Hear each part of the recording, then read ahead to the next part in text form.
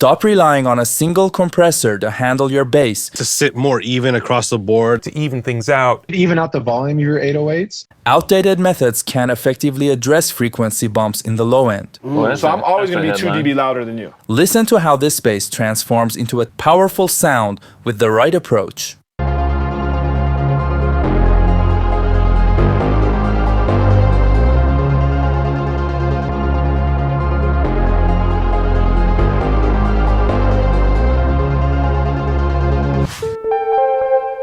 First, duplicate your bass track. On the first track, load an EQ and apply a low cut to everything below 120 Hz using a 36 decibel slope.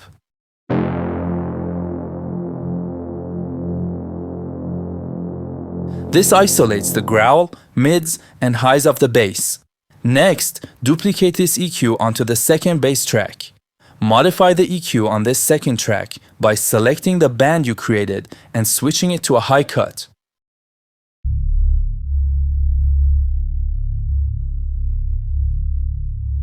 This way, you now have two bass layers, one for the mid and high frequencies and another that focuses solely on the low end. With these two layers, you gain more control over each frequency range, allowing you to shape them independently. This method is particularly effective for synth basses like this one, which shine in the higher frequencies but often lack a solid foundation in the low end. Now, let's refine the low end. On the low end track, load an instance of Soothe 2 with the displayed settings.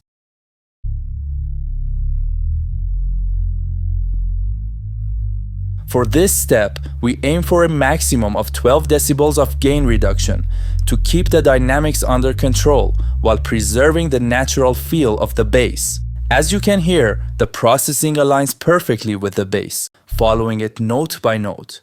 Whenever frequencies spike due to modulation effects applied during the sound design stage, this setup automatically tames those bumps, evening out the low end. You can download this Soothe 2 preset via the link in the description. The beauty of this approach is that the adjustments are based entirely on the bass's character, so there's no need to tweak endlessly or worry about overcomplicating things. By the way, hit the like and subscribe button so you won't miss any content. The next step is to add weight and character to the low end, giving it warmth and fullness.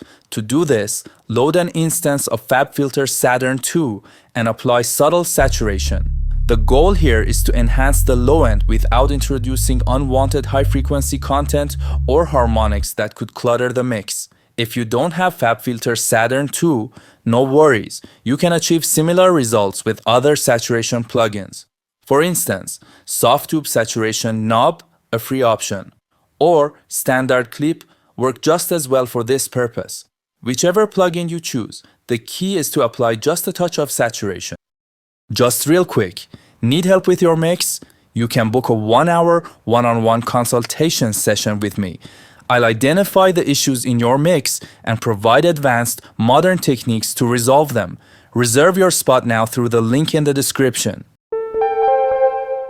To elevate the sound further and prepare it for the final stage, we'll add a compressor to tighten everything up and ensure consistency. For this demonstration, I'm using FabFilter Pro C2 because it provides excellent visual feedback, but you can use any compressor that allows for precise control over the attack and release settings. The key is to dial in the parameters correctly for optimal low-end management. Start by setting the ratio between 2:1 and 4:1. This range gives you enough compression to control dynamics without over-squashing the natural feel of the bass. Next, adjust the attack to a fast setting. Something around 15 milliseconds is ideal. This ensures the compressor reacts quickly enough to catch transient peaks without dulling the punch of the sound. Now focus on the release. Since our primary goal is to smooth out the low end, go for a slow release setting. A slower release allows the compressor to hold on to the low frequencies longer, creating a more even and controlled bass tone.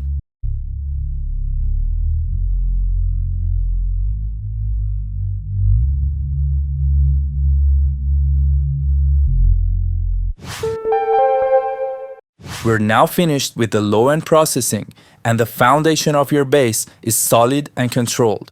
Since the high frequencies are processed separately, this is where you can get creative and shape the character of your bass. You have the freedom to experiment with modulation effects, like chorus or phaser, to add movement and depth.